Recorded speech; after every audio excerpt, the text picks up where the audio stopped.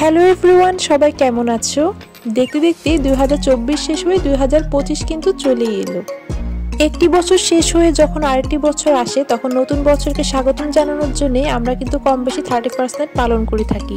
প্রতি বছর ফ্রেন্ডসদের সাথে কিংবা কাজিনদের সাথে একটা পার্টি করা হয়ে থাকে, বারবিকিউ পার্টি। তবে এইবার বাড়িতে কিংবা হোস্টেলে কোথাও থাকা হচ্ছে না বিধায় বাসায় ছোট করে পার্টি করছিলাম।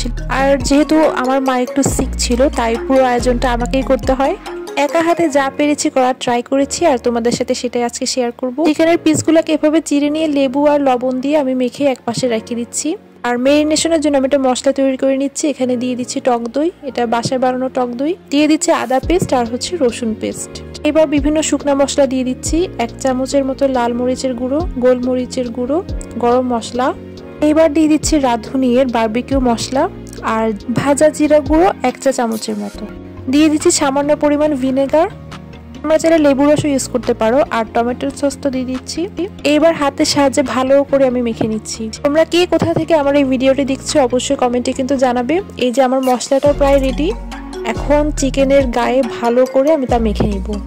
আমি যে লেবু রস এবং লবণ দিয়ে মাংসটা ভিজিয়ে রেখেছিলাম তাতে একটু পানি জমে গিয়েছিল, ওটা ফেলে দিয়েছি।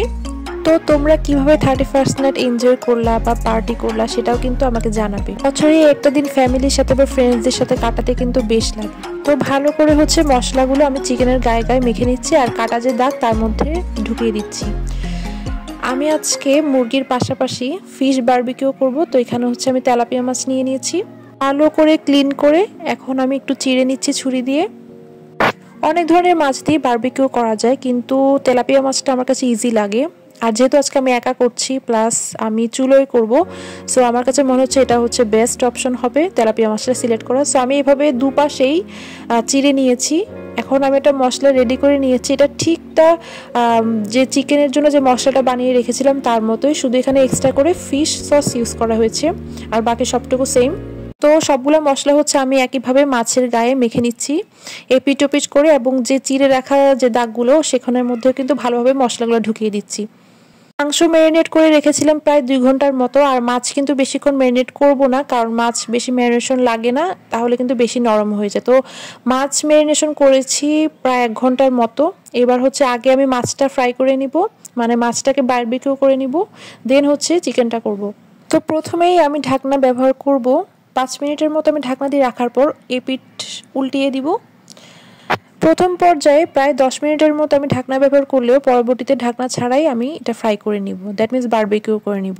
পুরো মাছটা যদি আমি ঢাকনা সহ করি সেক্ষেত্রে কিন্তু বারবিকিউ বা ফ্রাইয়ের অথেন্টিক টেস্টটা পাওয়া যায় না।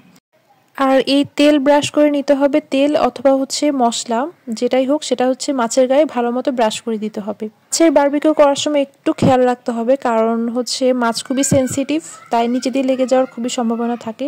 তো প্রায় 20 মিনিটের মতো আমি ফ্রাই করেছি, এটা প্রায় বারবিকিউর মতো হয়ে এসেছে। এখন আমি এটা তুলে নিব। আর এই ফিশ বারবিকিউ করার সময় কিন্তু চুলা কোনোভাবেই হাই হিট করা যাবে না, চেষ্টা করতে হবে লো টু মিডিয়াম হিটে ফ্রাইড করতে। প্রায় 2 ঘন্টা ধরে চিকেন ম্যারিনেশন করার পর আমি এখন একটা গ্রিল প্যান নিয়ে নিয়েছি। এই গ্রিল প্যানে কিন্তু খুব সুন্দর চিকেন বারবিকিউ করা যায় বা গ্রিল করা যায়। আমি তেল বেশি ইউজ করছি না।